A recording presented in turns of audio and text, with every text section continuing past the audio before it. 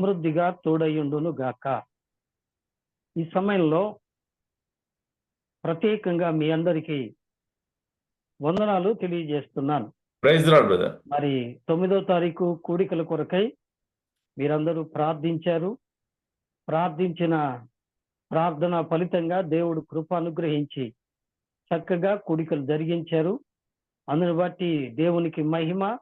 ప్రార్థించిన మీ అందరికీ కూడా నిండు హృదయంతో వందనాలు తెలియజేస్తున్నా. దేవునికే మహిమ. ప్రార్థన చేసుకుందాం. సమయం వృధా కాకుండా ప్రార్థన చేసుకుందాం. మమ్మల్ని ఎంతో మిక్కిలిగా ప్రేమించిన ప్రేమ కలిగిన మా ప్రియ పరలోకపు తండ్రి, మా పరిశుద్ధుడా, మీ పాదాలకే వందనాలు స్తోత్రాలు చెల్లిస్తున్నాం. మీ కృపను బట్టి కనికరాన్ని బట్టి మీ సన్నిధానములో మా ప్రభువా మరొక పర్యాయం కూడుకోవడానికి మీరు సహాయపడ్డందుకై స్తోత్రాలు. మీ పరిచర్య నిమిత్తం గత బుధవారం మా ప్రభువా కలుసుకోలేకపోయినాను. మరి ఈ వారం కలుసుకుని కృపించేందుకై స్తోత్రాలు. ఈ సమయంలో నాయన మీ బిడ్డలు మిమ్మలను ఆరాధించి స్తుతించి ఘనపరిచారు. మీ యొక్క పరిశుద్ధ సన్నిధి సంతోషాన్ని అనుభవిస్తూ వచ్చారు. ఈ సమయంలో దయతో మీరు మాట్లాడండి. మీరు మాట్లాడుతూ ఉండగా మీ దాసుడు దాసురాలు వినే భాగ్యాన్ని దయచేయమని మనవి చేస్తున్నాం. మీ మాటల ద్వారా మమ్మల్ని అందరినీ తృప్తిపరచమని ఘనతయు మహిమయు ప్రభావాలు మీకే చెల్లిస్తూ బలహీనున్న అయోగ్యుని నన్ను జ్ఞాపకం చేసుకోండి. మీ దాసుడు మార్క్ గారిని కూడా మీరు స్వస్థపరిచి మీ సన్నిధిలో నిలబెట్టి మీ పరిచర్య కొరకై వాడుకుందురని యేసయ్య పరిశుద్ధ నామంలో ప్రార్థన చేసి వేడుకుంటున్నాము తండ్రి. ఆమేన్. ఆమేన్. ప్రభునందున్న ప్రియులరా, ఈ యొక్క రాత్రికాల సమయం దేవుని సన్నిధిలో ఆయన పరిశుద్ధ లేఖనాన్ని వినడానికి వచ్చిన మీ అందరికీ కూడా నిండు హృదయంతో వందనాలు తెలియజేస్తున్నా. చక్కగా ఈ బుధవారం కూడికలో మీతో కలిసి నేను కూడా దేవుని వాక్యాన్ని నేర్చుకుంటూ వస్తున్నాను అని చెప్పడానికి నేను ఏ విధంగానూ సిగ్గుపడను. ఎందుకంటే దేవుని బిడ్డలమైన మనము ఎల్లప్పుడూ దేవుని పాదాల దగ్గర మరి స్టూడెంట్స్ అనగా విద్యార్థులమే. మనం అందరము దేవుని దగ్గర నేర్చుకోవలసిన వారము అనే సత్యాన్ని మనం గమనించాలి. రండి ఈ పూట ధ్యానము కొరకై పరిశుద్ధ దైవ గ్రంథంలో నుండి ఒక్క మాట మనం విందాం. పరిశుద్ధ దైవ గ్రంథంలో నుండి ఒక్క మాట మనం విందాం. మత్తయి రాసిన సువార్త 8వ అధ్యాయం. మత్తయి రాసిన సువార్త అండి 8వ అధ్యాయము 23, 24 వచనాలను చదువుకుందాం. ఆయన శిష్యులు ఆయన వెంట వెళ్ళింది. అంతటా సముద్రము మీద తుఫాను లేచినందున ఆ దోణె అలల చేత కప్పబడెను. అప్పుడు ఆయన నిద్రించుచుండగా. చాలండి. ఇక్కడ మనకు తుఫాను అనే మాట మనకు గమనిస్తూ ఉంది. ప్రియులారా, మనం గత ధ్యానంలో అనగా దోణెలను గురించి ధ్యానం చేస్తాం. మీకు గుర్తుందనుకుంటా. దోణెలు అనే ధ్యానాన్ని మనం చక్కగా 7 రకాల దోణెలను మనం ధ్యానం చేస్తాం. ఈరోజు తుఫానులను గురించి ధ్యానం చేద్దాం. తుఫాను గమనించారా? ఇక్కడ దోణె సముద్రం మీద ప్రయాణిస్తూ ఉంది. సముద్రం మీద ప్రయాణిస్తూ ఉంది. ఆ దోణె మీదకి ఏమొచ్చిందండి? తుఫాను వచ్చింది. ప్రియులారా, ఈ వాక్య భాగములో మన ఆత్మీయ పాఠం ఏమిటి అంటే, ప్రియులారా, జీవిత తుఫానులు. జీవిత తుఫానులు. విశ్వాస జీవితంలో తుఫానులు అనే మాట మనం కొద్ది నిమిషాలు జ్ఞాపకం చేసుకుందాం. ప్రియులారా, ఇక్కడ దోణె విశ్వాసికి గుర్తుగా ఉంది. సముద్రము లోకానికి గుర్తుగా ఉంది. యెషయా గ్రంథం 14వ అధ్యాయంలో ఏమండి, లోకమును అరణ్యముగా చేసిన వాడు అని, అంతేకాదు ప్రియులారా, యెషయా గ్రంథంలో 26వ అధ్యాయం అనుకుంటా, అక్కడ వ్రాయబడ్డ మాట ఏంటంటే, భక్తిహీనులు కదులుచున్న సముద్రము వలె ఉన్నారు కదండి. కాబట్టి లోకములో ఉన్న భక్తిహీనులు సముద్రముతో పోల్చబడ్డారు.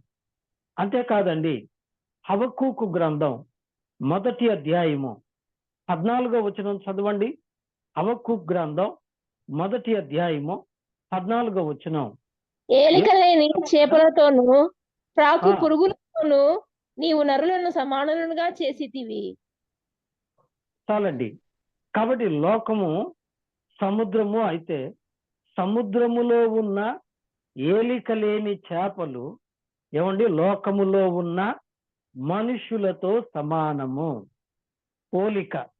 కాబట్టి ఇక్కడ సముద్రము లోకానికి, లోకములో ప్రయాణిస్తున్న ప్రియులారా దోనె విశ్వాసికి సూచన. విశ్వాసి దోనెలో ప్రయాణిస్తూ ఉన్నాడు. ప్రియులారా, ప్రయాణిస్తూ ఉండగా ఆ దోనె మీదికి ఏమొచ్చిందండి? తుఫాను వచ్చింది. అలాగే విశ్వాసి జీవితము ఈ లోకంలో ఆధ్యాత్మికంగా ప్రయాణిస్తూ ఉన్నప్పుడు ఎన్నో తుఫానులు వస్తాయి. ప్రియులారా, తుఫానులు 5 రకాలుగా ఉంటాయి. 5 రకాలుగా బైబిల్లో 5 రకాల తుఫాన్లు మనకు కనబడతాయి. ప్రియులారా, అవి రకాలని కాదు కానీ సందర్భాన్ని బట్టి మనం అర్థం చేసుకోవాలి. ప్రియులారా, అసలు తుఫాను అనగా మొట్టమొదట మనం చెప్పుకోవాల్సింది జల ప్రళయమే కదండి. జల ప్రళయమే. దేవుడు నరులను సంహరించటానికి దేవుడు చేసిన ఒక ప్రణాళిక ఏమిటండి? ఆయన నరుల మీద కోపపడి దేవుడు ఏం చేశాడంటే భూమి మీదికి జల ప్రళయమును పంపించాడట. చూడండి, 6వ అధ్యాయము ఆదికాండ గ్రంథం 1వ వచనం నుండి మనం చదువుకుందాం. నరులు భూమి మీద విస్తరింపనారంభించిన తరువాత కుమార్తెలు వారికి పుట్టినప్పుడు దేవుని కుమారులు నరుల కుమార్తెలు చక్కని వారిని చూచి వారందరిలో తమకు మనసుకు వచ్చిన స్త్రీలను వివాహము చేసుకుని, అప్పుడు యెహోవా నా ఆత్మ నరులతో ఎల్లప్పుడూ వాదించదు, వారు తమ అక్రమ విషయములో నరమాతులై ఉన్నారు, అయినను వారి దినములు 120 ఏండ్లగును. ఆ దినములలో ఇలా చదువుకుంటూ పోతే దేవుడు వారందరినీ నశింపజేయటానికి దేవుడు ఒక ప్రణాళిక ఏర్పాటు చేశాడు. ఆ ప్రణాళిక ఏమిటి అంటే ప్రియులారా, మహా గొప్ప జల ప్రళయము. అందుకే 12వ వచనం చూడండి. దేవుడు భూలోకమును చూచినప్పుడు అది చెడిపోయి ఉండెను, భూమి మీద సమస్త శరీరులు తమ మార్గమును చెరుపుకొని ఉన్నారు గనుక దేవుడు ఏం చేస్తున్నారు? వారి మీదికి జల ప్రళయము రప్పిస్తూ ఉన్నారు. అందుకనే వారిని భూమి మీతో కూడా నాశనము చేయుదును అని దేవుడు అనుకున్నారట 13వ వచనంలో. కనుక దేవుడు ఒక ప్రణాళిక ఏర్పాటు చేశారు. అదే 40 పగళ్ళు 40 రాత్రులు కురిసిన అతి భయంకరమైన వర్షము. దీన్నే తుఫాను అన్నారు కదండి. ఇది భయంకరమైన జల ప్రళయం. ఈ జల ప్రళయము ఎందుకు వచ్చింది అంటే మనం ఇక్కడ జ్ఞాపకం చేసుకున్న మాట కదండి. నరుల చెడుతనము భూమి మీద గొప్పదైపోయింది. అందుకని దేవుడు వారి మీద కోపించి వారిని నాశనం చేయడానికి ఆ జల ప్రళయాన్ని లేదా ఆ తుఫానును తెప్పించారు. ఏమిటి వారు చేసిన తప్పు, వారు చేసిన పొరపాటు అంటే ప్రజోన్ బిడ్డారా, ఇక్కడ 6వ అధ్యాయంలో మనం చదివిన మాట మీరు గమనిస్తూ వచ్చారా? దేవుని కుమారులు నరుల కుమార్తెలు చక్కని వారని చూచి వారందరిలో తమకు మనస్సుకు నచ్చిన స్త్రీలను వివాహము చేసుకునిరి. అప్పుడు యెహోవా నా ఆత్మ నరులతో ఎల్లప్పుడూ వాదించదు అన్నట్ట. అనగా దేవుని కుమారులుగా ఉండక నరుల కుమార్తెలతో సహవాసం ఏర్పాటు చేసుకున్నట్ట. కాబట్టి దేవుని బిడ్డలు లోకస్తులతో, దేవుని నమ్మిన వారు, దేవుని యందు భయభక్తులు ఉంచవలసిన వారు పాపంలో దేవుని ఎరగని వారితో స్నేహం ఏర్పాటు చేసుకున్నంత కారణాన దేవుడు వారి మీద కోపించినట్లుగా ఆ భాగంలో మనం చూద్దాం. కాబట్టి ప్రియులారా, ఇక్కడ మనం ఒక చిన్న విషయాన్ని జ్ఞాపకం చేసుకుందాం. తుఫాను అంటే దేవుని యొక్క తీర్పుగా ఇక్కడ మనకు కనబడుతుంది.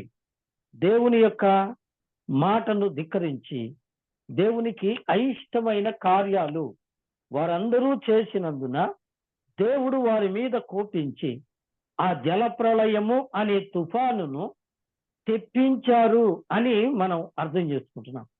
అలాగైతే ఇప్పుడు దేవుని బిడ్డలారా, ఆత్మీయ జీవితంలో, విశ్వాసి జీవితంలో తుఫానులు ఎందుకు వస్తాయి అంటే ప్రథమంగా మనం చెప్పుకోవాల్సిన మాట ఏంటంటే మనలో ఉన్న తప్పును బట్టి. సమస్యలు ఎందుకు వస్తాయి? శోధనలు ఎందుకు వస్తాయి? దేవుడు అన్యాయంగా శోధించడు, దేవుడు అన్యాయంగా శోధనలు తీసుకురాడు, దేవుడు అన్యాయంగా సమస్యలు తీసుకుని రాడు. అందుకని యోబు అన్నాడు, దేవుడు అన్యాయము చేయుట అసాధ్యము అని చెప్పారు కదా. అలాగైతే దేవుని యొక్క వాక్యంలో భక్త పౌలు ఏమంటున్నాడు చూడండి. భక్త పౌలు ఏమంటున్నాడు? కొరింథీయులకు రాసిన పత్రిక కొరింథీయులకు రాసిన పత్రిక చూడండి. విశ్వాసితో అవిశ్వాసికి పాలెక్కడా? ఏమండి? అవును, ఈ మాట చదవండి. 10వ అధ్యాయం కదూ, 10వ అధ్యాయం కొరింథీయులకు రాసిన మొదటి పత్రికలో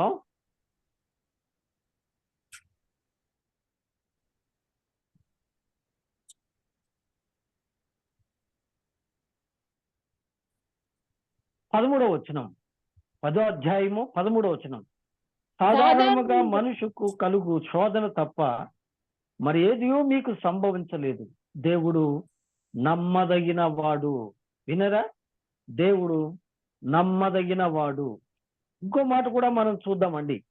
ఇంకో మాట కూడా దేవుని బిడ్డలు ఏం చేస్తున్నారండి? ఇదే అధ్యాయము చూడండి. 18వ వచనం. శరీర ప్రకారమైన ఇశ్రాయేలును చూడుడి, బలి అర్పించు వాటిని తినువారు బలిపీఠముతో పాలివారు కారా? ఇక నేను చెప్పున్నదేముంది? విగ్రహారార్పితములో విగ్రహములో ఏమైనా ఉన్నదని చెప్పేదనా? లేదు గాని అన్యజనులు అర్పించు బలులు దేవునికి కాదు దయ్యములకే అర్పించుతున్నారని చెప్పుతున్నాను. మీరు దయ్యములతో పాలువారుగుట నాకు ఇష్టము లేదు కదండి. ఏం చేస్తున్నారట? దయ్యాలతో పాలువారు అవుతున్నారట. ఇంకో మాట చూడండి. 2వ కొరింథీ పత్రిక 6వ అధ్యాయము 14వ వచనం. 2వ కొరింథీ పత్రిక 6వ అధ్యాయము 14వ వచనం. అవిశ్వాసులతో జోడుగా ఉండకుడి. నీతికి దుర్నీతితో ఏమి సాంగత్యము? వెలుగునకు చీకటితో ఏమి పొత్తు? క్రీస్తునకు బెలియాలుతో ఏమి సంబంధము? అవిశ్వాసితో విశ్వాసికి పాలెక్కడ? చదవమ్మా. దేవుని ఆలయంనకు విగ్రహములతో ఏమి పొందిక? మనము జీవము గల దేవుని ఆలయమై ఉన్నాము. అందుకు దేవుడు ఇలాగ సెలవిచ్చుచున్నాడు. చాలండి. ఇక్కడ ఏమంటున్నాడండి? అవిశ్వాసులతో విజ్జోడుగా ఉండకుడి కదండి. అంతేకాదు ఈ కొరింథీ రాసిన మొదటి పత్రికలో కూడా ఏమంటండి? మనము దయ్యముల బల్లలోను ప్రభువు బల్లలోనూ పాలు పొందుతున్నాం కదండి.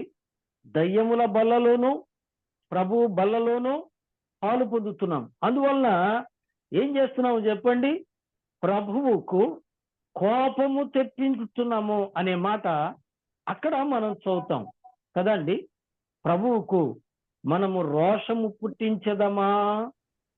అనే మాట మనం అక్కడ చదువుతాం. కొరింథీయులకు రాసిన మొదటి పత్రిక 10వ అధ్యాయం 22వ వచనం.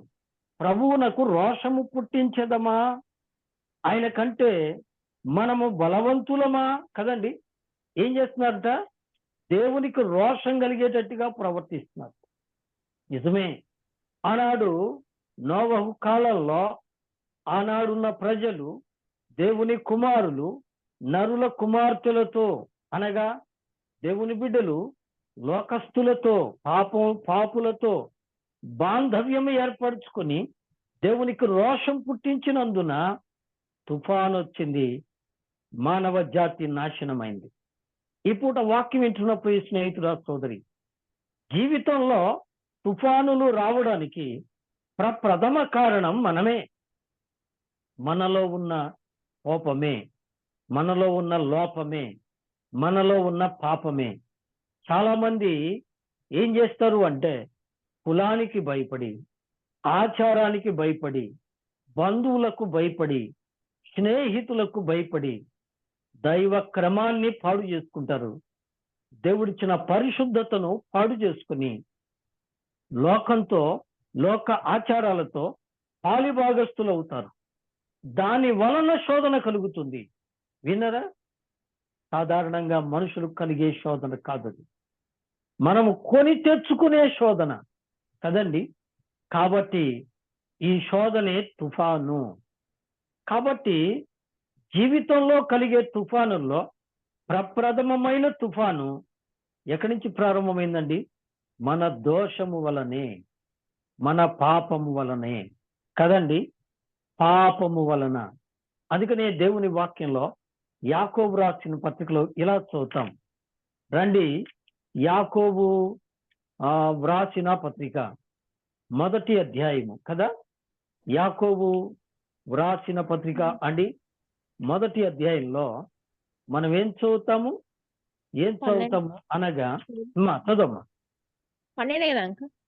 ఆ శోధన సహించువాడు ధన్యుడు, అతడు శోధనకు నిలిచిన వాడై ప్రభువు తన్ను ప్రేమించు వారికి వాగ్దానం చేసిన జీవ కిరీటము పొందును. దేవుడు కీడు విషయమై శోధింపబడనేరడు, ఆయన ఎవనిని శోధింపడు గనుక ఎవడైనను శోధింపబడినప్పుడు నేను దేవుని చేత శోధింపబడుచున్నానని అనకూడదు. ప్రతి వాడును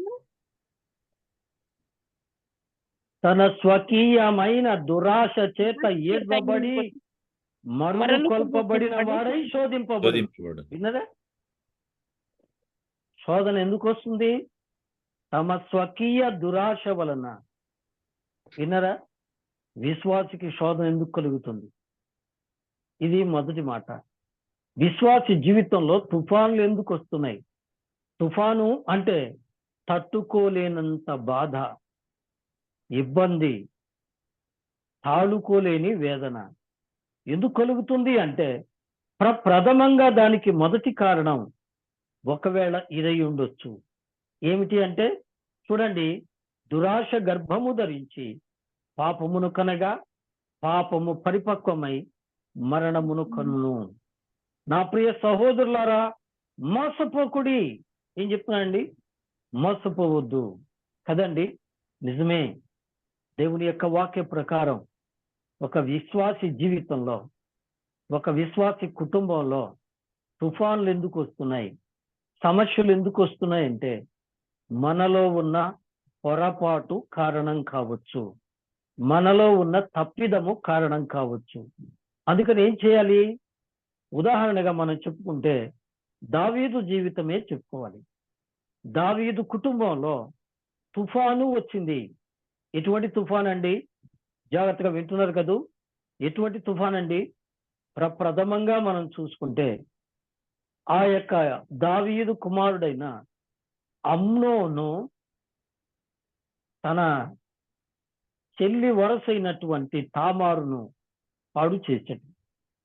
ఎందుకని? ఒక దేవుని యొక్క దాసుడి కుటుంబంలో ఇటువంటి తుఫాను ఎలా సంభవించెను?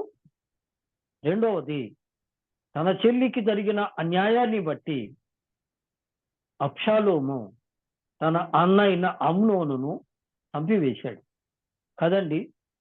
ఇలాగ ఎన్నో జరిగినాయి, ఉదాహరణ మాత్రమే చెప్పాను. ఇలా ఎందుకు జరిగింది? సామాన్యంగా మనం చెప్పవచ్చు, దావీదు బత్షెబాతో చేసిన పాపము కదండి.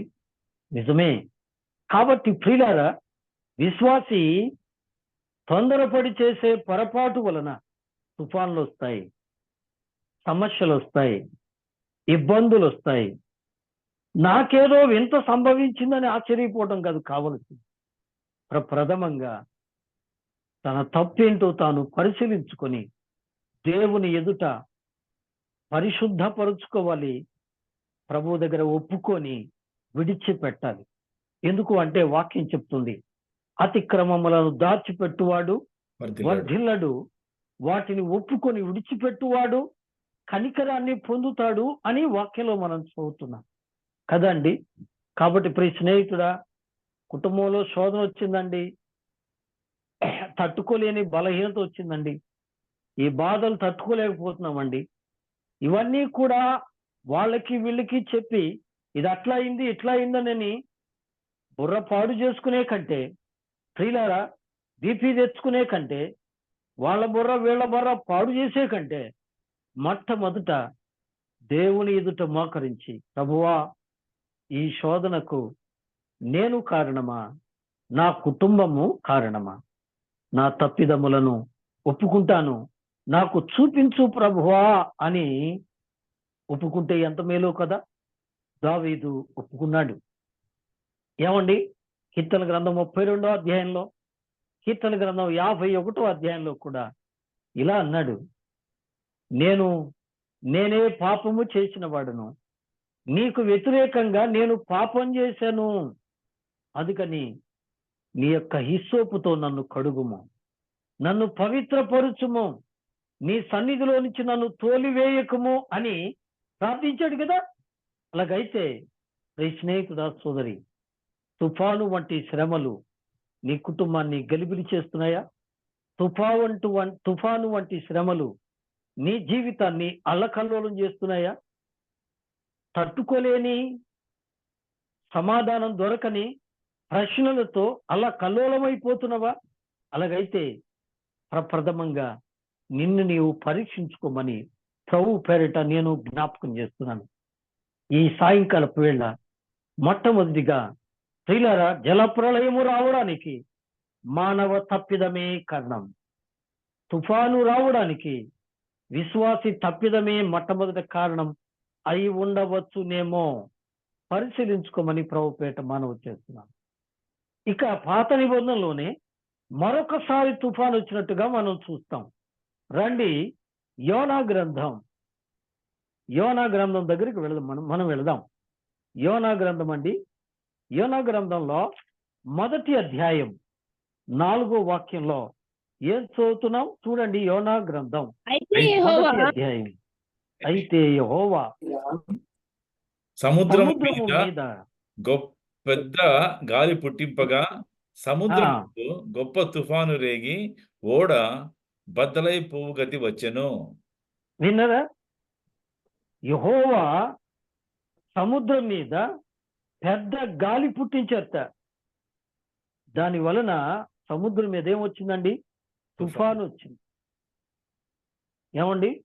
తుఫాను వచ్చింది. ఉదాహరణగా ఒక చిన్న విషయం మీకు ఇదివరకే చెప్పాను, మరొకసారి జ్ఞాపకం చేయాలనుకుంటున్నాను. కరోనా ఎందుకు వచ్చిందండి? కరోనా ఎందుకు వచ్చింది? క్రైస్తవుల తప్పు వల్లనే వచ్చింది. క్రైస్తవులు దేవుని మందిరానికి వెళ్లకుండా, క్రైస్తవులు దేవుని ఆలయానికి వెళ్ళి ఆరాధించకుండా తలుపులు వేయబడ్డాయి, మందిరాలు మూతవేయబడ్డాయి. ఏమండి? విశ్వాసులు సమాజంగా కూడుకోని పరిస్థితి వచ్చింది. ఎందుకంటారు? ఏమండి? ఎందుకంటారు? దేవుని ఆలయం అంటే ఏమండి? క్రైస్తవులకున్న నిర్లక్ష్యము కాదంటారా? నంబర్ 2, రెండవది, దేవుని ఎడల వారికున్న భక్తిలో ఉన్న పవిత్రత తగ్గిపోయింది. వారు దేవుని ఆలయంలో సంఘంగా వారేదో ఆచారంగా కూడుకుంటున్నారే కానీ ఆత్మీయంగా కూడుకోవటం లేదు. ఏమండి, దేవుని యొక్క సన్నిధి ఏమైపోయిందంటే జస్ట్ లైక్ ఫ్యాషన్ అయిపోయింది. అందుకనే దేవుని ఆలయములు మూతవేయబడ్డాయి కదా. గొప్ప తుఫాను, గొప్ప సమస్య. ఏమండి, ఎంతమంది ఏడ్చుంటారు, అయ్యో ఆలయంలోకి వెళ్ళలేకపోతున్నాం, ప్రభు బలలో పాలు పొందలేకపోతున్నాం, ప్రభు సన్నిధిలో కూడుకోలేకపోతున్నాం అని ఎంతమంది ఏడ్చుంటారండి. అమ్మయ్య, ఆదివారం పోవటానికి సమస్య లేకుండా పోయింది, హాయిగా ఇంట్లో ఉండొచ్చులే అనుకున్నవాడు చాలా మంది ఉన్నారు కదండి. కానీ ఒక్క విషయం గుర్తుపెట్టుకోండి, జరిగేది ప్రతి ఒక్కటి దేవుని ఎడల విశ్వాసి కలిగించే ఆ నిర్లక్ష్య వైఖరిని బట్టి అని దేవుని వాక్యం మనకు బోధిస్తుంది. రండి, యోనా గారు ఓడ ఎక్కాడు. ఓడ ఎక్కి టికెట్ తీసుకొని ఓడ అమరమున అంటే అడుగు భాగమున పడుకున్నట్ట నిద్రపోయాడు. ప్రయాణిస్తూ ఉండగా సముద్రం మీద పెద్ద తుఫాన్ వచ్చింది. తుఫాన్ రాగానే ఏమండి, అందరూ ఈ తుఫాను ఎవరి వలన వచ్చిందో ఏంటో సంగతి అని చెప్పినని జాగ్రత్త పడటానికి ప్రయత్నిస్తున్నారు. ఓడలో ఉన్న సరుకులన్నీ బరువు అవుతాయని బయట పారవేశారు, అయినా తగ్గలేదు. ఇప్పుడు ఏం చేశారు, ఎవరి వలన ఈ తుఫాన్ వచ్చిందో, ఎవరెవరు ఉన్నారోనని అందరినీ వెతికి పిలుస్తున్నారు. ఓడ నాయకుడు నేరుగా బయలుదేరి వచ్చి, ఏమండి 6వ వాక్యం, అప్పుడు ఓడ నాయకుడు అతని యొద్దకు వచ్చి, ఓ ఈ నిద్రపోత, నీకేమొచ్చింది? లేచి నీ దేవుని ప్రార్థించుము, మనము చావకుండా ఆ దేవుడు మన యందు కనికరించునేమో అనేను. విన్నదా? తుఫాన్ వచ్చింది, ఈ నాయిగా గుర్రు పెట్టి నిద్రపోతున్నాడు. అయితే ఓడ నాయకుడు వచ్చి లేవగొట్టాడు. ఏమని లేవగొట్టండి? నిద్రపోతా, లేచి ప్రార్థన చేయి, ఎందుకంటే తుఫాన్ వచ్చి మనం అందరం చనిపోతేటట్టు ఉన్నాము కాబట్టి ప్రార్థన చేస్తే దేవుడు ఒకవేళ మరణం నుండి తప్పిస్తాడేమో, లేవయ్యా లే అని లేవగొట్టాడు. బయటికి వచ్చారు, వాళ్ళందరూ చీట్లు వేశారు, యోనా పేరు కూడా వ్రాశారు. చీట్లలో ఎవరి పేరు వచ్చిందండి? యోనా పేరే వచ్చింది. యోనా అడిగాడు, వారందరూ అడిగారు, యోనా గారు మీ పేరే వచ్చింది, నువ్వెవరివి, నీ కథ ఏమిటి చెప్పు అని 8వ వచనంలో వాడు అడిగారు. కాబట్టి వారు అతన్ని చూచి, ఎవరిని బట్టి ఈ కీడు మాకు సంభవించినో, నీ వ్యాపారం ఏంటో, నీవెక్కడి నుండి వచ్చివో, నీ దేశమేదో, నీ జనమేదో, ఈ సంగతి అంతా మాకు తెలియజేయమనగా చెప్పక తప్పలేదండి. ఎందుకని? ఏమండి, చిక్కిపోయాడు కదా, అతని పేరే వచ్చింది కదా. ఇప్పుడు చెప్తున్నాడు, ఏమని చెప్తున్నాడండి? అయ్యా, నేను హెబ్రీయుడను, ఆకాశమందలి దేవుడై ఉన్న యెహోవా భక్తుడను. అయితే నేను యెహోవా మాట వినక, యెహోవా చెప్పిన మార్గమున వెళ్ళక, వేరొక మార్గమున బయలుదేరి ప్రయాణమైపోతున్నాను గనకనే ఈ తుఫాను నన్ను బట్టే వచ్చింది చెప్పేశారు. ఇప్పుడు వాళ్ళు అంటున్నారు, అయ్యా అలాగైతే నువ్వు యెహోవా దేవుని బిడ్డవు అని చెప్తున్నారు, నిన్ను మేమేమీ చేయలేము, మరి ఇప్పుడు ఈ తుఫాను పోవాలంటే మేమేం చేయాలో నువ్వే చెప్పు. ఏమండి, నువ్వే చెప్పు అంటే వాళ్ళకేం తెలీదు. తెలిసిన వాడెవరు? యోనా. ఎందుకంటే జీవము గల దేవుని దాసుడు కదా యోనా. అందుకనే యోనాను అడుగుతున్నారు వాళ్ళు, చెప్పయ్యా నువ్వే చెప్పు అని. ఆయన అంటున్నాడు, ఏమన్నాడండి? 12వ వచనం, నన్ను బట్టియే ఈ గొప్ప తుఫాను మీ మీదకు వచ్చును అని నాకు తెలిసి ఉన్నది, నన్నెత్తి సముద్రంలో వేయండి. చాలా మంది అనుకుంటున్నారు ఈ బాధ పడే కంటే చచ్చేదే మేలండి. ఈ కుటుంబం, ఈ కష్టాలు, ఈ నిందలు, ఈ అవమానాలు నేను ఏడబడేది దేవుడా, దేవుడు కూడా పట్టించుకోవట్లేదు, ఎంత ప్రార్థన చేస్తున్నానో, ఎందుకంటే సావు మేలు ఏమండి అనేవాళ్ళు లేరా అండి? కానీ వాస్తవానికి యోనా చేయవలసిందేంటి? మొట్టమొదట యోనా చేయవలసిందేంటి? మనం కన్నా చదివితే యెహోవా దేవుడు యోనాతో చెప్పాడు, నువ్వు నినివే పట్టణానికి వెళ్ళి నేను చెప్పమన్నది చెప్పు, ఎందుకంటే ఆ పట్టణాన్ని నేను నాశనం చేద్దామని అనుకుంటున్నాను, వాళ్ళని హెచ్చరించు అని చెప్పాడు. ప్రభువా, నువ్వు వెళ్ళమంటున్నావు, బానే ఉంది. ఆ పట్టణం వాళ్ళు మంచోళ్ళు కాదు. ఆ పట్టణం వాళ్ళు ఎటువంటి వాళ్ళు అంటే, మనుషులను నిలువలో ఇసుకలో పాతి ఏనుగుల చేత తొక్కించేంత దుర్మార్గ మనస్తత్వం కలిగిన వాళ్ళు. మా పితరులందు అట్టరే పోయారయ్యా, నేనేడబోయేది కానీ నేను పోలేనయ్యా అంటే ఎలా ఉండేదో కదండి. వెళ్తాను అనలేదు, వెళ్ళను అనలేదు, చెప్పినంతా అయినాడు సైలెంట్గా, మెల్లగా తన ఇష్టానుసార ప్రయాణము అయ్యాడు కదండి. దేవుని ఎదుట ఏమండి అతడు మోసకారిగా కనపడ్డాడు. ఈవేళ ప్రియ స్నేహితులారా, చాలా మంది ఏమండి దేవుని సన్నిధానములో తుఫాను కలిగినప్పుడు, సమస్యలు వచ్చినప్పుడు, ప్రతి దేవుని బిడ్డలారా, దేవుని ఎదుట ప్రార్థన చేయరు. ఏం చేస్తారు చెప్పండి? మీరు ప్రార్థన చేయండి బ్రదర్, మీరు ప్రార్థన చేయండి అన్న, మీరు ప్రార్థన చేయండి అక్క అంటారు. కానీ ప్రభువా, మా లోపం ఏదైనా ఉంటే క్షమించు ప్రభువా, నీ మాట ప్రకారం నడుచుకుంటాం, నీవు శక్తిగల దేవుడవు, నీకు అసాధ్యమైనది ఏది లేదు అని దేవుని దగ్గర యోనా ప్రార్థించాడండి. ప్రభువా, నాకు ఈ భయం ఉంది, ఇలా భయపడుతున్నాను, నన్ను వీరు వెళ్ళమంటున్నారు, మరి నా సంగతి ఏమిటి అని అడుగుంటే ప్రభువే చెప్పేవారు. నేను వారిని జయించి నీ మీదకి ఎవరు రాకుండా కాపాడుతాను అని చెప్పేవారేమో. ఎందుకంటే దేవుడు సర్వశక్తిమంతుడు. కానీ దేవుడి దగ్గర అతను వేషధారిగా ప్రవర్తించు. ఈనాడు మనలో చాలా మందిని కూడా ఏం చేస్తామంటే, దేవుడు నాకు అన్యాయము చేసెను, దేవుడు మమ్మల్ని పట్టించుకోలేదు, దేవుడు మాకు సాయం చేయలేదు కదండి. నిజమే, యోనా తుఫానులో చావడానికి సిద్ధపడ్డాడు. కానీ ప్రభువా, నీ మాట వినలేకపోయాను, నేను తప్పు చేశాను అని ఒప్పుకున్నాడండి. బాగా అర్థం చేసుకోండి. ఈ పూట వాక్యం వింటున్న ప్రియ స్నేహితుల సోదరి, యోనా దేవుని ఎదుట వేషధారిగా ప్రవర్తించాడు. ఈ రోజున దేవుని యొక్క సంఘంలో, దేవుని యొక్క సన్నిధిలో నీవు వేషధారిగా ఉన్నావా? ఏమండి, మోసపోకుడి, దేవుడు వెక్కిరించబడడు, మనుషుడు ఏమి విత్తునో ఆ పంటనే కోయును అని దేవుని వాక్యం చెప్తుంది కదా. ప్రియ స్నేహితుడా సోదరి, నీవు ఏమండి చల్లగానైనా ఉండు, వెచ్చగానైనా ఉండు కదండి. ఒక మాట నేను మీకు ఒక మాట జ్ఞాపకం చేస్తా, వచనం తీసి చదివించను కానీ సమయం వృధా అవుతుంది.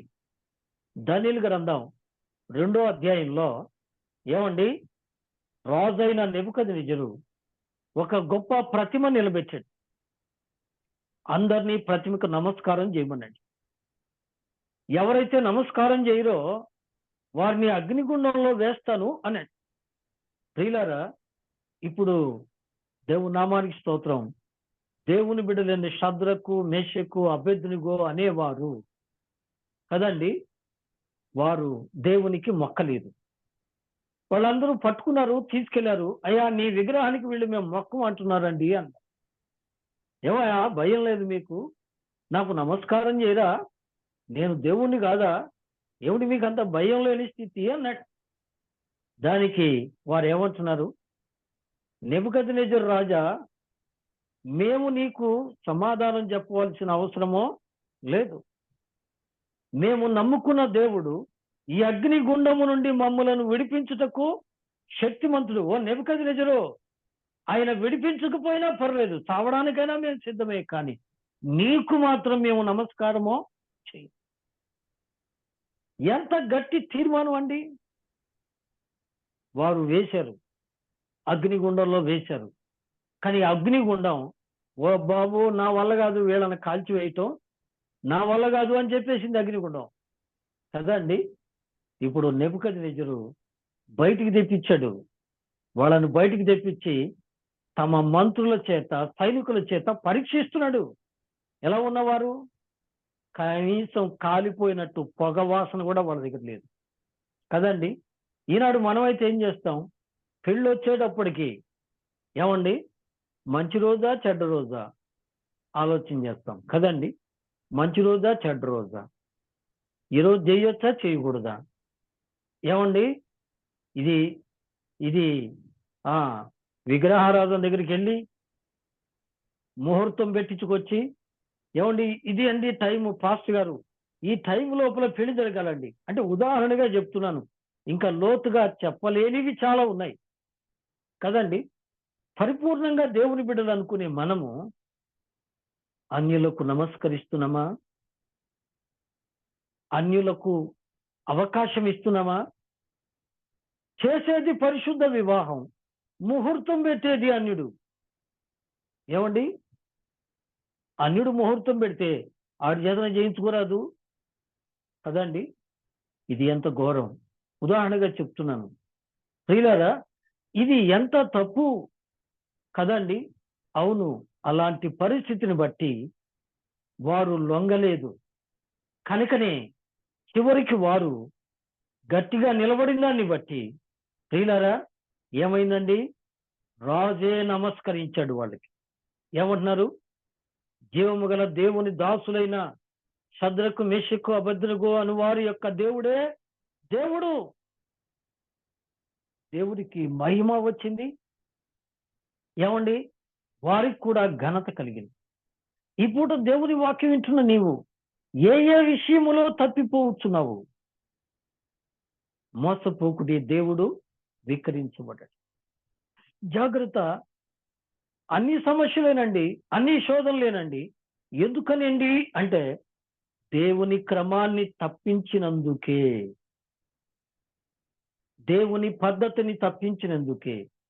ఆరంభం దేవునితో ఉండాలి, ముగింపు దేవునితోనే ఉండాలి కదండి. మధ్యలో వచ్చే ఆ యొక్క అల్పమైన పొరపాట్లన్నిటి వలన గలిబిలి చేరుతుంది. జాగ్రత్త కదండి. ఇప్పుడు దేవుడు ఎంత మంచి దేవుడు అండి, కరుణామయుడు.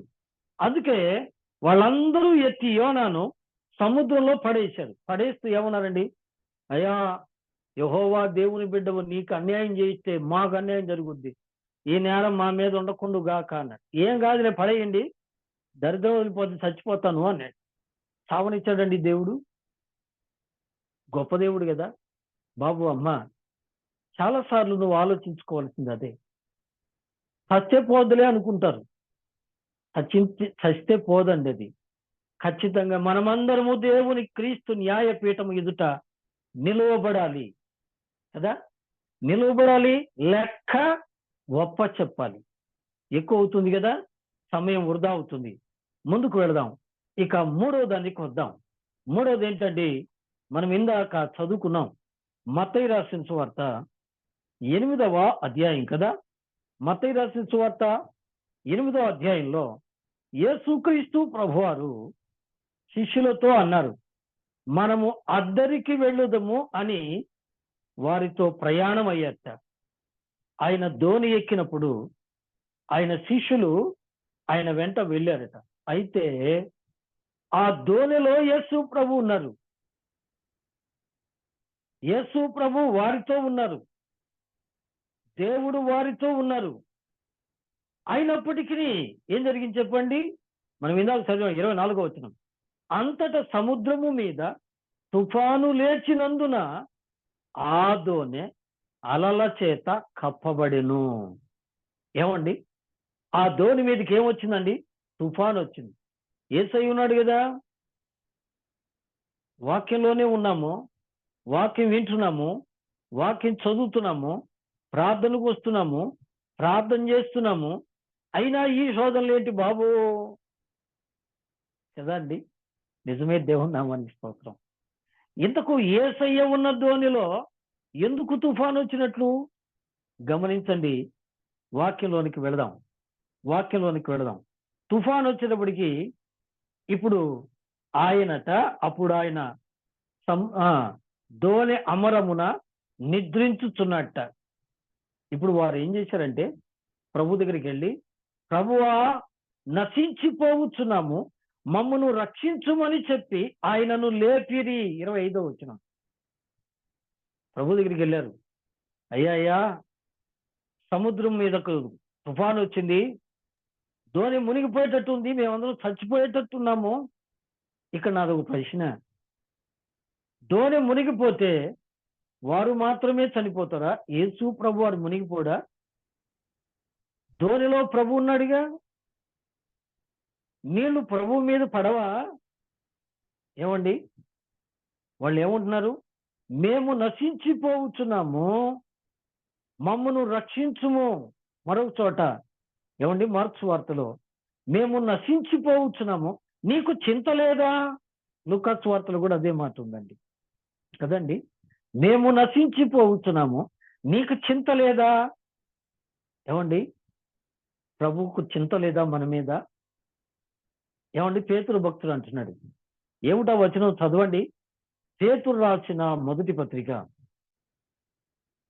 పేతురు రాసిన మొదటి పత్రిక ఏమండి, పేతురు రాసిన మొదటి పత్రిక 5వ అధ్యాయము, 5వ అధ్యాయము కదండి. ఇక్కడ వ్రాయబడ్డ మాట, ఆయన 7వ వాక్యం, ఆయన మిమ్మును గురించి చింతించుచున్నాడు. ఆయన ఎవరిని గురించి చింతపడుతున్నాడు? వాళ్ళు ఏమంటున్నారు? ప్రభువా, మేము నశించిపోవచ్చున్నాము, నీకు చింత లేదా? ధోనిలో ప్రభు ఉన్నాడు, ఆ ధోని మీదకి నీళ్లు వచ్చినాయి, అలలు కొడుతున్నాయి, ధోని మునిగిపోయేటట్టు ఉంది, ఆ సంగతి ప్రభువుకు తెలియదా? ఇది ప్రశ్న. ఆయన మిమ్మును గురించి చింతించుతున్నాడు అంటే ఫుట్ నోట్లో ఏముందండి? ఆయన మీ మీద లక్ష్యం ఉంచుతున్నాడు. ప్రభు కాన్సన్ట్రేషన్ ఎవరి మీద ఉందండి? మన మీద ఉంది కదండి. వారు వెళ్ళారు, గొడవ చేశారు, ప్రభువా మేము నశించిపోతున్నాం, మమ్మల్ని రక్షించు, మేము నశించిపోతున్నాం, నీకు చింత లేదని కేకలేసేటప్పటికి ప్రభువారు లేచారు. లేచి ఏం చేశారండి? ఏమండి, అందుకు ఆయన, అల్ప విశ్వాసులారా ఎందుకు భయపడుతున్నారు? తుఫాన్ రావడానికి కారణం ఏంటంటే ఏం చెప్పండి? ఒక్క మాటే, అల్ప విశ్వాసం. ఏమండి, అల్ప విశ్వాసం. కొంతమంది అల్ప సంతోషులు ఉంటారు.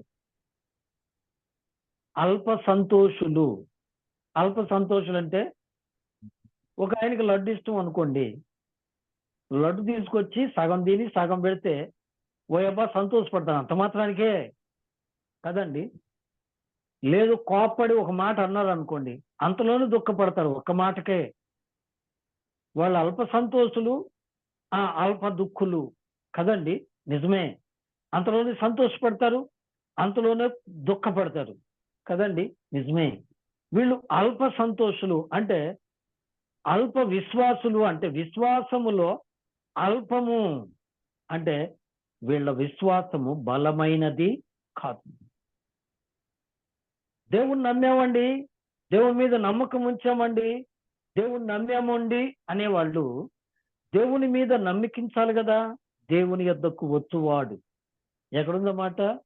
ఎబ్రీయులకు రాసిన పత్రికలోనే కదా, 11వ అధ్యాయము 6వ వాక్యం కదా అండి. ఏమండి, విశ్వాసము లేకుండా, విశ్వాసము లేకుండా దేవునికి ఇష్టుడయ్యుండుట అసాధ్యము. దేవుని యొద్దకు వచ్చువాడు ఆయన ఉన్నాడనియో, తన్ను వెదుకు వారికి ఫలము దయచేయువాడని, ఫలము దయచేయువాడని నమ్మాలి కదా. ఇప్పుడు ఒక మాట, ఆర్ యు బిలీవ్? మీరు నమ్మారండి? నేను ప్రార్థించను, నా కుటుంబం ప్రార్థించింది, మేమందరము ప్రార్థించి ఈ కార్యాన్ని ప్రారంభించాం. ఇంతకాలం ప్రార్థించి ప్రార్థించి ప్రార్థించి ఇప్పుడు ఎందుకు అనుమానపడుతున్నాం? దేవుడు లేడా? దేవుడు లేడా అండి? దేవుడు ఉన్నాడు, దేవుడు నీతో ఉన్నాడు. కానీ ఎందుకు వస్తున్నాయి సమస్యలు, శోధనలు? ఎందుకు వస్తున్నాయి ఎదురింపులు అంటే, నీ విశ్వాసము స్థిరమైనది, బలమైనది కాదు, అల్పమైనది. ఈ సత్యం ఎప్పుడైనా ఆలోచించావా? ప్రియ స్నేహితుడా, సోదరి, బాగా ఆలోచించాలి కదండి. వారు అల్ప విశ్వాసులు. అంతేనా అండి? ఇంకో మాట కూడా, ప్రియులారా, అల్ప విశ్వాసులారా ఎందుకు భయపడుతున్నారని వారితో చెప్పి లేచి గాలిని సముద్రమును గద్దిలించగా మిక్కిలి నిమ్మళమాయెను. 27వ వచనం. ఆ మనుషులు ఆశ్చర్యపడి, ఈయన ఎట్టివాడో, they don't know about him. ఏమండి?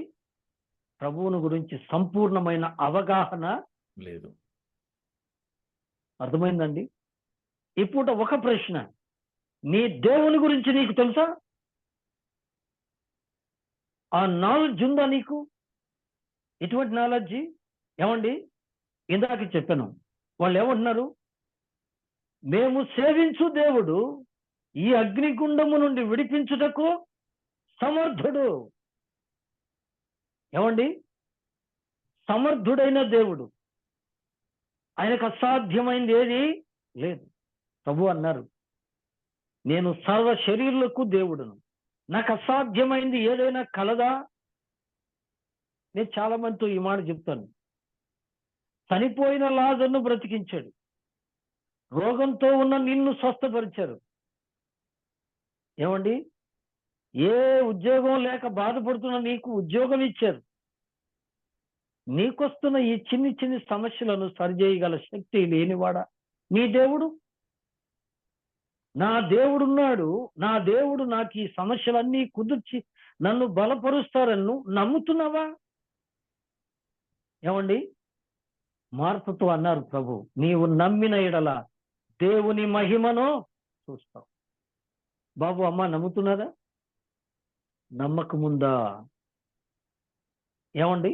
నమ్మకముందా? సాగిపోదాం. ఏమండి? ఇంకొక సందర్భం, 4వ సందర్భం. ఏమండి? 4వ సందర్భం. దేవుని బిడ్డలారా, మత్తయి సువార్త 14వ అధ్యాయం. మత్తయి సువార్త 14వ అధ్యాయము. 14వ అధ్యాయంలో 24వ వాక్యం విందాం. మత్తయి సువార్త 14వ అధ్యాయం. అప్పటి అప్పటికి ఆ కాలంలోనే దోణి దగ్గరికి దూరముగా ఉండగా గాలి ఎదురైనందున అలల వలన కొట్టబడుచుండెను.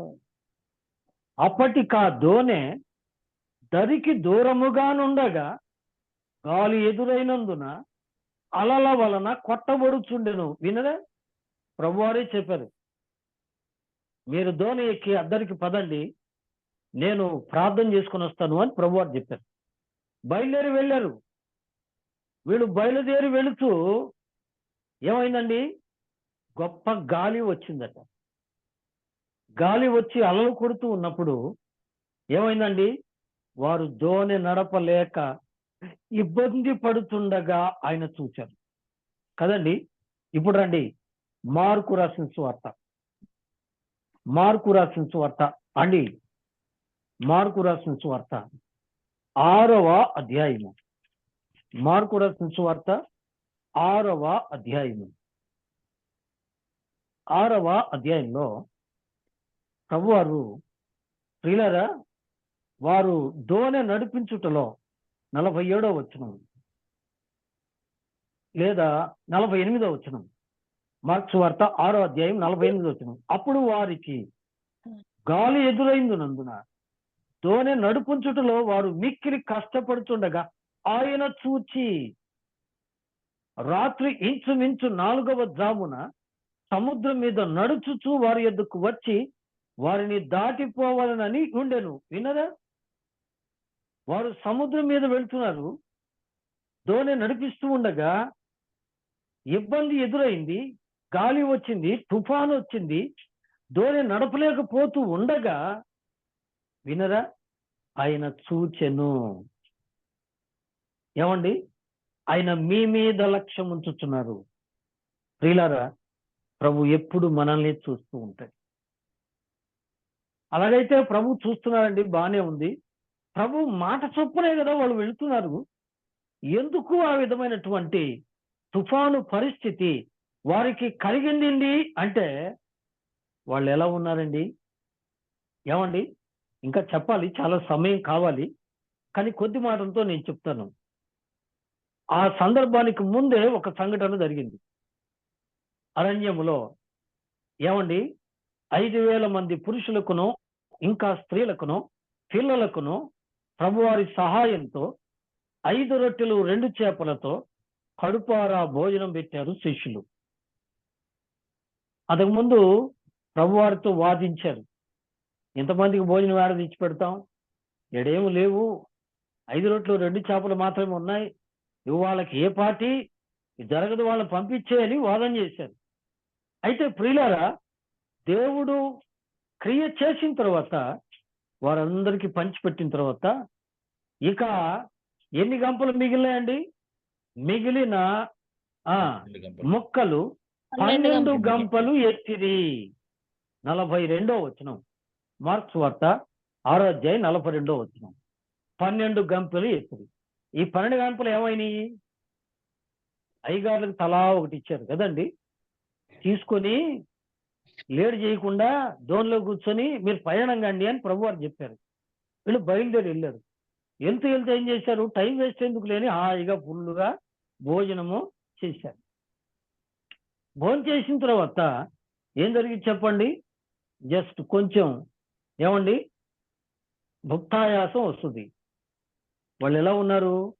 ఆయాసంలో, భుక్తాయాసంలో ఉన్నారు, అంటే జస్ట్ రిలీఫ్ లో ఉన్నారు, అజాగ్రత్తలో ఉన్నారు. అందుకనే లూకా రాసిన సువార్త చూడండి, లూకా రాసిన సువార్త 21వ అధ్యాయము ప్రభువారు చెప్పిన మాట చాలా అద్భుతమైన మాట. చూడండి, లూకా రాసిన సువార్త 21వ అధ్యాయము 34వ వాక్యం.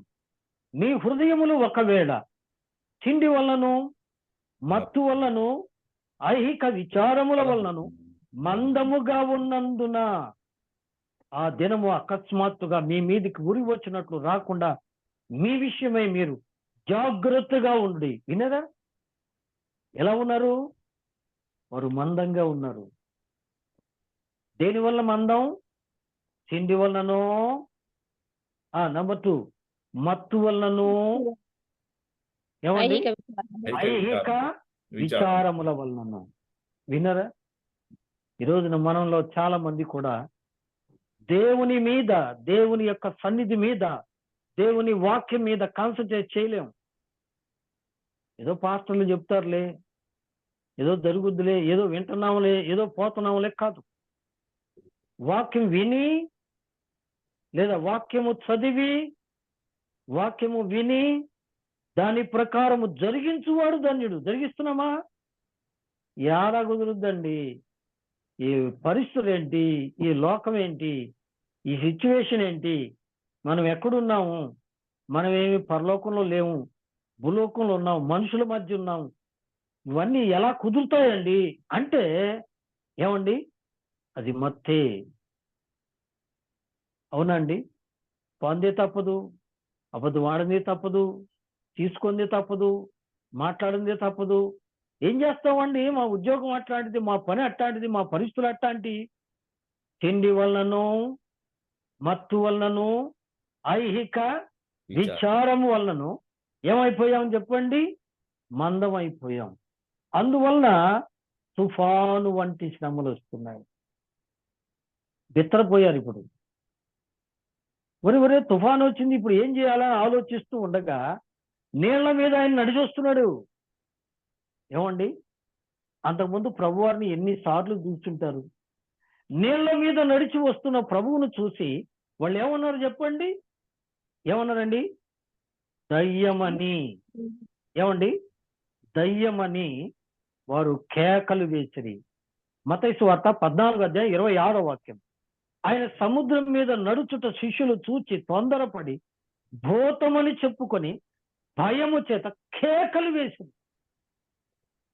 ఆయన్ని పోల్చుకోలేని పరిస్థితి. ఎంత మత్తుగా ఉన్నారో చూశారా? ఏమండి, తొందరపాటు. భోంచేశారు, భుక్తాయాసంలో ఉన్నారు, అజాగ్రత్తగా ఉన్నారు. సడన్ సిచ్యువేషన్ కి కన్ఫ్యూజ్ అయిపోయారు. మరి స్నేహితుల సోదరి, నీ జీవితంలో ఎన్నిసార్లు ఇలా కన్ఫ్యూజ్ అయిపోయింది? ఎన్నిసార్లు ఇదేంటబ్బా, ఇది ఎందుకు జరుగుతుందబ్బా, ఏం జరిగిందబ్బా? కదండి. శోధన సహించువాడు ధన్యుడు. శోధనలు ఎందుకు వస్తున్నాయి? ఏమండి, మీ విరోధి అయిన అపవాది గర్జించు సింహం వలె ఎవరిని మింగుదునా అని వెతుకుతూ తిరుగులాడుచున్నాడు. కనుక మీరు ఏం చేయాలి? జాగ్రత్తగా ఉండాలి. వి విల్ ప్రే, ప్రార్థన చేయాలి, వాక్యం చదవాలి, వాక్య ప్రకారం నడుచుకోవాలి, దేవుని ఎడల భయభక్తులు కలిగి ఉండాలి. కానీ ఆ జాగ్రత్తగా ఉన్నావు గనుక కుటుంబంగా చేయవలసిన ప్రార్థన తగ్గిపోయింది. విశ్వాసిగా నువ్వు ఉండాల్సిన పరిశుద్ధత తగ్గిపోయింది. లోకంతో రాజీ పట్టం ఎక్కువైపోయింది. అందువల్లనే దుష్టుడు జొరబడుతున్నాడు. మా బాబు జాగ్రత్త. అందువలన ఏమండి, మీకేదో వింత సంభవించిందని ఆశ్చర్యపోతున్నావు కదండి. పేతురు రాసిన పత్రిక 4వ అధ్యాయంలో మనం ఇలా చదువుతున్నాం. ప్రియులారా, 4వ అధ్యాయం 12వ వాక్యం కదండి. ప్రియులారా, మీకు కలుగుతున్న అగ్ని వంటి మహాశ్రమలను చూచి మీకేదో వింత సంభవించినని ఆశ్చర్యపడుకుడి. ఇప్పుడంతా ఆశ్చర్యం అయిపోతుంది. ఇదేంటబ్బా, సంఘంలో నేను నమ్మకమైన వ్యక్తిని, ప్రార్థనలో ఉన్నాను, వాక్య పరిచర్య చేస్తున్నాను, ఇంత చేస్తున్నా కానీ నాకు శోధనలు వస్తున్నాయి, శ్రమలు వస్తున్నాయి, ఏంటబ్బా ఇది? నిజమే ప్రియులారా, సాతాను విషయంలో నువ్వు అజాగ్రత్తగా ఉన్నావు. ఏమండి, వాడు వెలుగు దూత వేషం వేసుకుని వస్తున్నాడు. జాగ్రత్త. ప్రభువును పోల్చుకోలేక వారు భయపడ్డారు, బెదిరిపోయారు. అయితే కరుణగల ప్రభు, నేనే, ధైర్యం తెచ్చుకోండి, భయపడకండి అని చెప్పని ధైర్యం ఇచ్చాడు. అయితే పేతురు గారు ఒక ఎక్స్పెరిమెంట్ చేశాడు. ఏమిటా ఎక్స్పెరిమెంట్? మీరు తర్వాత చదువుకోండి. ఏమండి, 14వ అధ్యాయము 28 నుంచి 33 వరకు మనం చదువుకుంటూ వెళితే పేతురు అన్నారు, ప్రభువా నీవే అయితే. ఏమండి, ఈ పదాన్ని ఒక్కసారి మీరు రాసుకొని అండర్లైన్ చేసుకొని ఆలోచించండి. ప్రభు దగ్గర ఉన్నాడు, ప్రభు శిష్యులతో ఉన్నాడు, ప్రభు రోగులను బాగు చేస్తుంటే చూశాడు, ప్రభు రొట్టెలు పెడితే తిన్నాడు, ప్రభు దయ్యాలు వెళ్ళగొడితే చూశాడు, ప్రభువుతో సావాసం కలిగి ఉన్నాడు. కానీ ప్రభువును పోల్చుకోలేకపోయాడు. ఇప్పుడు అంటున్నాడు, నువ్వే అయితే. ప్రభు అన్నారు, నేనే, భయపడవాకండి అని అంటే ఏమంటున్నాడండి? నీవే అయితే. అసలు ఈ మాటకు అర్థం ఏంటండి?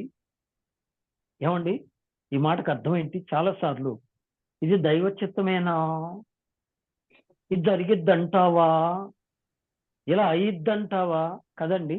భయం, పిరికితనం కదండి. ప్రభువును మనం పోల్చుకోలేని పరిస్థితి. ప్రభువా నీవే అయితే నాకు ఒక అవకాశం ఏంటా చెప్పు, ఏంటి? నీలాగా నేను నీళ్ల మీద నడవాలి. ఏమిటి ఆయన కోరిక? ప్రభువులాగా ఆయన నీళ్ల మీద నడవాలి. ప్రభువారు ఏమన్నారండి? రా, నడిచిరా, వద్దులే నువ్వు మనిషివి, నేనంటే దేవుణ్ణి కాబట్టి నేల మీద నడుస్తున్నాను, నీ వల్ల ఏమైద్ది అన్నారా అండి ప్రభు? అనలేదు. రమ్మనగా, ఇక్కడ ఆవిడుంది. ఆయన రమ్మనగానే చేతులు దోణి దిగి నీళ్ళ మీద 2 అడుగులు వేసాట. 3వ అణుక్కు మునిగిపోయాడు. ఎందుకనంటే ఆయన గాలిని చూచి, ఏమండి, అతడు గాలిని చూచి ఏమైపోయాడండి? నీళ్లలో మునిగిపోయాను. దేన్ని చూచి నీళ్లలో మునిగిపోయాడు? గాలిని చూచాడు. ఏమండి, ఈ మాట నాతో మాట్లాడిందండి. చాలాసార్లు చాలా మందితో నేను మాట్లాడుతూ ఉన్నప్పుడు ఈ మాట నాతో మాట్లాడుతూ ఉంది. గమనించండి, ప్రభువారితో పేతురు అన్నాడు, ఏమన్నాడు? ప్రభువా నీవే అయితే. ప్రభువారు ఏమన్నారు? నేనే, భయపడబాకండి అన్నాడు. ప్రభువా నీవే అయితే, అంటే దీని నీళ్ళ అర్థం మీద నిలిచి. ప్రభువారు ఏమన్నాడు? ఐఆమ్, ఫియర్ నాట్ అన్నాడు. ఐఆమ్ అనే మాటలో ఏముందండి? మోషతో ప్రభువారు చెప్పారు. ఏం చెప్పారు? I am that I am. నేను ఉన్నవాడు నన్ను వాడను. నేను ఉన్నవాడును, నేను ఉన్నాను. అసలు నేను ఉన్నవాడును అనేవాడును, నా పేరే ఉన్నాడు, నేనే దేవుణ్ణి అన్నా. అంటే ఒకవేళ నేను అనుకుంటాను, ఇప్పుడు నువ్వు గనక దేవుడు అయితే అన్నాడేమో పేతురు కదండి. అంటే దేవుడి మీదనే ప్రశ్నిస్తున్నాడా? ఏమండి, భక్త పేతురు ఇలాంటి ప్రశ్నలు వేయొచ్చా? చాలా దుర్భరం కదండి. నిజమే, శోధించబడుతున్నాడు పేతురు కదండి. ప్రభువా నీవే అయితే. కానీ అతని యొక్క పరిస్థితిని గమనించిన ప్రభువు ఏమండి, భయపడక రమ్మని పిలిచాడు. కానీ రమ్మని పిలిచిన ప్రభు వైపు చూడాలి, ప్రభు వైపు చూస్తూ ముందుకు వెళ్ళాలి. అందుకనే భక్త పౌలు అంటాడు, ఏమండి, విశ్వాసములకు కర్తయు దానిని కొనసాగించువాడునైనా యేసు వైపు చూచుచు. ఏమండి, భక్తి జీవితంలో మనం ఎటు చూస్తున్నాం? మనం ఎవరి వైపు చూస్తున్నాం? పరిస్థితుల వైపు చూస్తున్నామా? లోకుల వైపు చూస్తున్నామా? మనుషుల వైపు చూస్తున్నారా? ఎవరైనా ఏదైనా చెప్పగానే, ఏమండి మా ఇంట్లో ఎట్నే జరిగిందండి, మా వాళ్ళకి ఎట్నే జరిగిందండి, వాళ్ళు ఎవరికో జరిగింది, నీకు జరుగుద్దా? నీ దేవుడు లేడా? నీ దేవుడు ఉన్నాడని నువ్వు నమ్మలేకపోతున్నావా? దేవుణ్ణి అడిగాడు, దేవుడు రమ్మన్నాడు, కానీ నడవలేకపోయాడు. ఎందుకని చెప్పండి? మొదటి అడుగు బాగానే ఉంది, కానీ రెండో అడుగు అనుమానంగా వేశాడు, మూడో అడుగు ముంచేసింది. ఎందుకంటే దృష్టి మారింది. దేవుని వైపు చూడకుండా గాలి వైపు చూశాడు. గాలి అంటే దురాత్మ. ఏమండి, మీ విరోధి అయిన అపవాది, అపవాది తంత్రముల వైపు చూశాడు. లోకం వైపు, లోకుల వైపు, పరిస్థితుల వైపు చూస్తున్నారా? అలా చూడడం వలన ఏమండి, ఏమండి, సొలొమోను రాస్తున్నాడు సామెత గ్రంథంలో, ఏమండి, నీవు చేతగాని వాడవగుదువు. ఏమైపోతావు? చేతగాని వాడవైపోతావు. ఏం చేయలేవు. నీవు దేవుని మీద నమ్మిక ఉంచి దేవుని వైపు చూస్తే సాగినప్పుడే నువ్వు విజయాన్ని చేరుకోగలవు. అందుకని ప్రభు అన్నారు, వెంటనే వెంటనే గాలిని చూచి భయపడి మునిగిపోసాగి, ప్రభువా నన్ను రక్షించుమని కేకలు వేసిన వెంటనే యేసు చెయ్యి చాపి అతన్ని పట్టుకొని, అల్ప విశ్వాసి, ఏమండి, ఎందుకు సందేహపడ్డావు అంటే ఈయనకేముంది చెప్పండి? చెప్పండి, సందేహం ఉంది. జాగ్రత్త సుమా, దేవుని మీద నీవు ఏనాటికి సందేహపడవద్దు, అనుమానము వద్దు. ఏమండి, నమ్ముము, నమ్మువానికి సమస్తమును సాధ్యమే అన్నాడు ప్రభు. ఏమండి, దేవుడు, నీ దేవుడు చేతగానివాడు కాదండి, సమర్థుడు, శక్తిమంతుడు. ప్రియా స్నేహితుడు, సోదరు, ఈ పూట వాక్యం వింటున్న నీవు ఈ తుఫానులలో నువ్వేం నేర్చుకున్నావు? ప్రభువు నీతో ఉన్నాడు అనే సత్యాన్ని గమనించు. ఒకటి, తుఫాను రావడానికి, సమస్యలు రావడానికి నీలో ఏదైనా తప్పుందా సరి చేసుకో. దేవుని విషయంలో నువ్వేదైనా వేషధారిగా ప్రవర్తించావా సరి చేసుకో. నీవు అజాగ్రత్తగా ఉన్నావా సరి చేసుకో. నీవు సందేహంతో ఉన్నావా సరి చేసుకో. దేవుని ఎడల, దేవుని గూర్చి సంపూర్ణంగా ఎరగక అనుమానంతో ఉన్నావా సరి చేసుకో.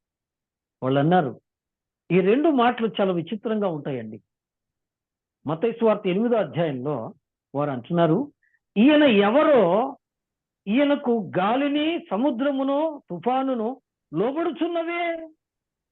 ఎవరో తెలియకుండానే ఆయన్ని వెంబడిస్తున్నారా? ప్రభువా నీవే అయితే, అంటే ఆయన ప్రభు అని, ఆయన దేవుడని తెలియకుండానే ఆయన శిష్యుడయ్యాడా చేతుడు? బాబు అమ్మ, సమయం అయిపోయింది, మాటలు ఇంతతో ముగిస్తాను. దేవుని మాటలు వింటున్నా నీవు, నీ జీవిత తుఫానుల్లో నీవు అల్లకల్లోలమైపోతున్నావు, జాగ్రత్త. నీ దేవుడు శక్తిమంతుడు. యేసు క్రీస్తు దేవుడు అనే సత్యాన్ని నువ్వు గ్రహించావా? ఆయన ఎటువంటి దేవుడు? ఆయన సర్వాధికారి అయిన దేవుడు. ఆయనకు అసాధ్యమైనది ఏది లేదు. ఆయన నీ పాప క్షమాపణ కొరకై సిలువలో మరణించి రక్తము చిందించి ప్రాణమును దానంగా ఇచ్చి నేను రక్షించిన రక్షకుడు, సమర్థుడు. నీ కొరకు ప్రాణమిచ్చిన దేవుడు నీ కొరకు ఏమీ చేయలేడా? నువ్వు నమ్మలేకపోతున్నావా? ఇంకా అనుమానం కలిగి ఉన్నావా? అనుమాన పడవద్దు. నీ దేవుడు సమర్థుడు అని గ్రహించి ఆయన యందు సంపూర్ణ విశ్వాసం ఉంచి ఈ శోధనలు జయించడానికి ప్రయత్నం చేయి. ఎందుకు అంటే శోధన సహించువాడు ధన్యుడు. వాడు దేవుడు వాగ్దానము చేసిన జీవ కిరీటాన్ని పొందుతాడు. ఆ కిరీటాన్ని పోగొట్టుకోవద్దని ప్రభు పేరిట మనవి చేస్తూ దేవుని మాటలు ముగిస్తున్నాను. ఈ జీవన పోరాటములో వచ్చే తుఫానులు జయించుట కొరకై ప్రభు మనందరికి సహాయపడుగాక. దేవుడు తన మాటలను ఆశీర్వదించునుగాక. ఆమేన్. ఆమేన్. ఆమేన్. ఆమేన్. దేవునికి స్తోత్రం.